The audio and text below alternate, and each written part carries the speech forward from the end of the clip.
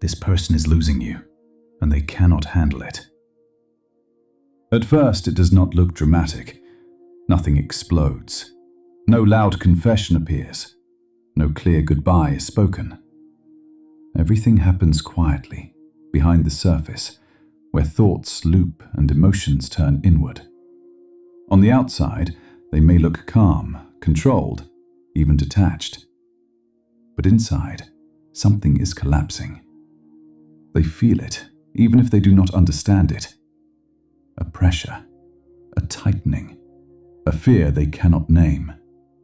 Something essential is slipping through their fingers, and no amount of logic can stop it. They sense your absence before it fully arrives. Not just physical absence, but energetic distance. Your attention no longer moves toward them the same way. Your silence feels different. Your presence no longer reassures them. And this is where the real struggle begins. Because what they are losing is not only you. It is a part of themselves that woke up because of you. You were not just a person in their life. You were a mirror. You reflected back to them parts of their inner world they had kept buried. Strength and softness, desire and fear, control and surrender. You activated a tension inside them, between two forces that had never learned to speak to each other. One side wants order, power, certainty, direction. The other wants feeling, connection, vulnerability, meaning. As long as you were close, these forces stayed in balance. Now that you are pulling away, the balance is breaking. They feel exposed. This is why they cannot handle losing you. Because losing you means facing themselves without the buffer you provided. Deep down, they knew the connection was changing them. You pulled them out of autopilot. You made them aware. Awareness is not always comfortable. It demands responsibility. It demands growth. And when someone is not ready to integrate what has been awakened, fear takes over. So they try to regain control. Control can look many ways. Sometimes it looks like silence. Sometimes like sudden attention. Sometimes like emotional distance followed by intensity. Sometimes like guilt, jealousy, or subtle manipulation. Not always conscious, often automatic. A defense mechanism. The psyche does this when it feels threatened. When something precious is about to be lost, the mind searches for ways to hold on, even if those ways cause harm. They may tell themselves stories to cope, that you changed, that you became cold, that you owe them something, that they were misunderstood.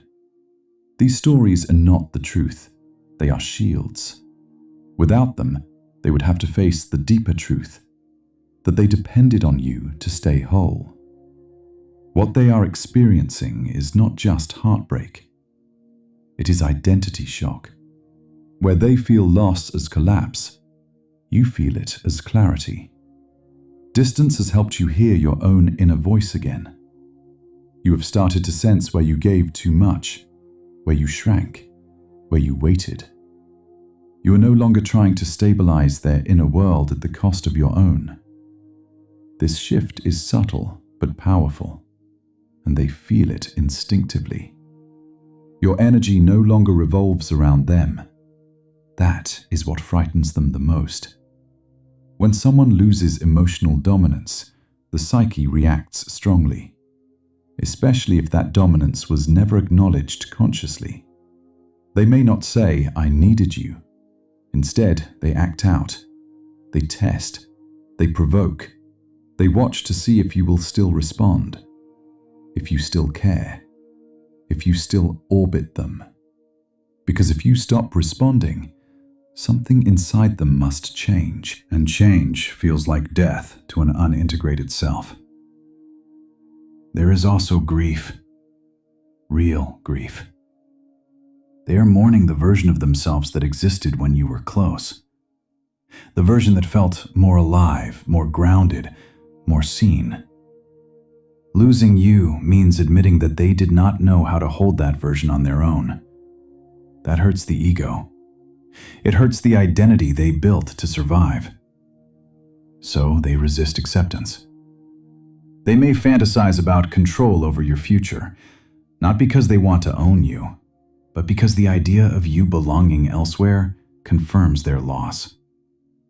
If you move on, the mirror closes forever. The unfinished work remains unfinished. That is unbearable to face. But here's the deeper truth they cannot yet see. You were never meant to complete them. You were meant to awaken them.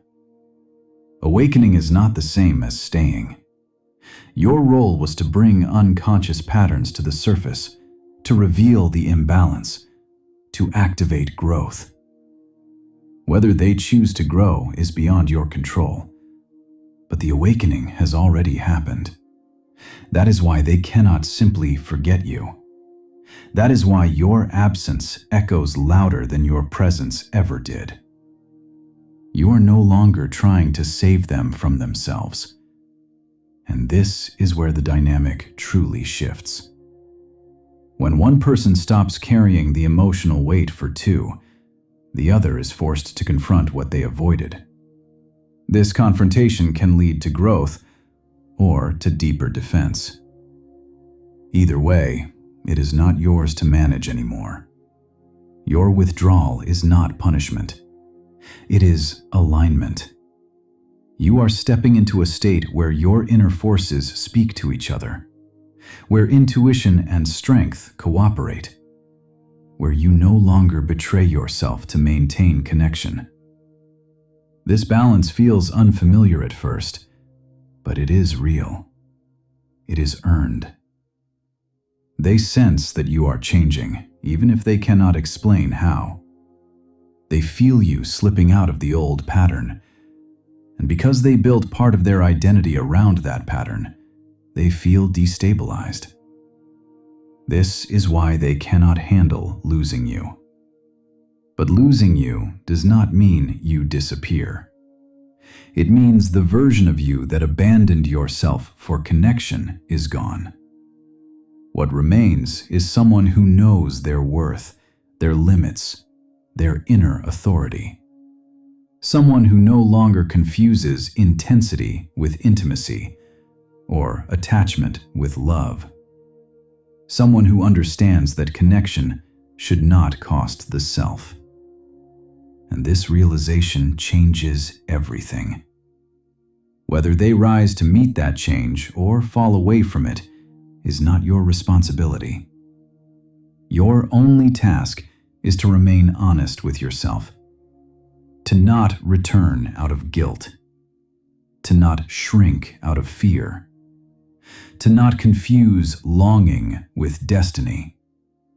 Sometimes the most profound impact you have on someone's life is leaving at the moment they are forced to grow. They may not thank you. They may not understand you.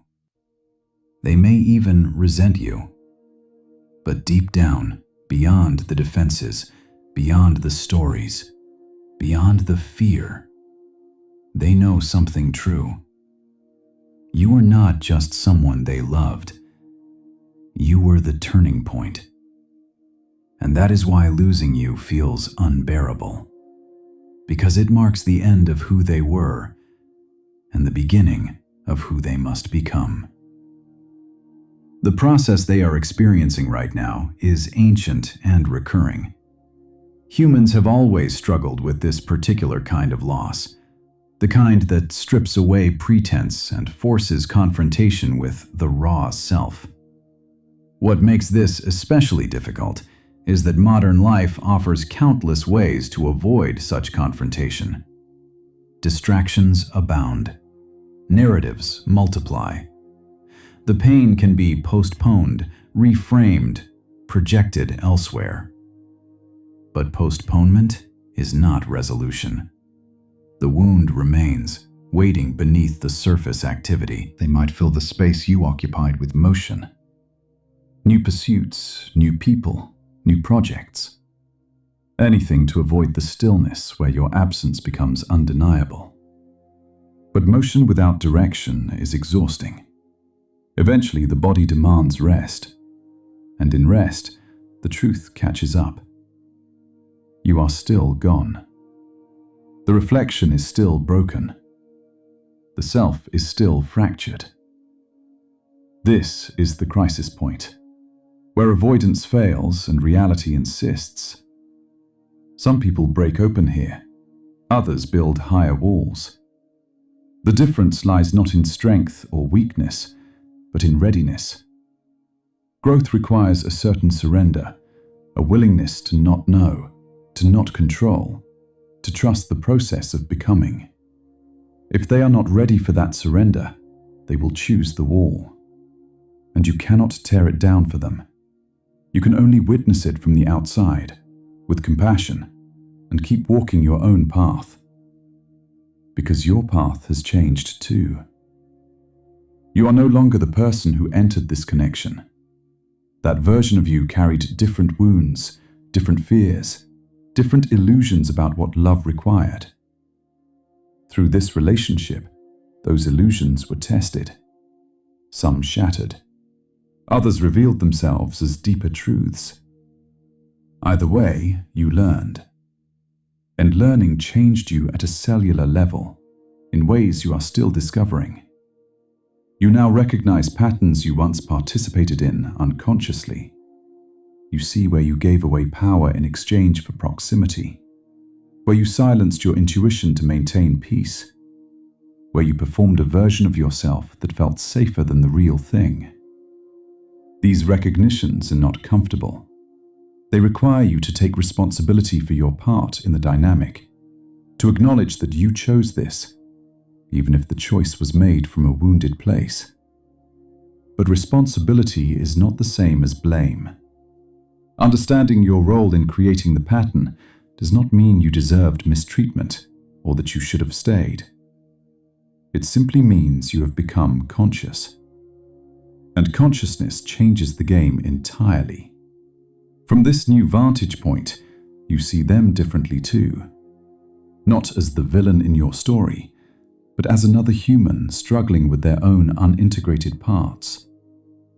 This does not excuse harm. It does not require reconciliation. But it softens the edge of resentment. It allows you to release them from the narrative role you assigned them and see them as they are. Incomplete, frightened, doing the best they can with the tools they have. This shift in perception is liberating. It means you are no longer emotionally hostage to their choices.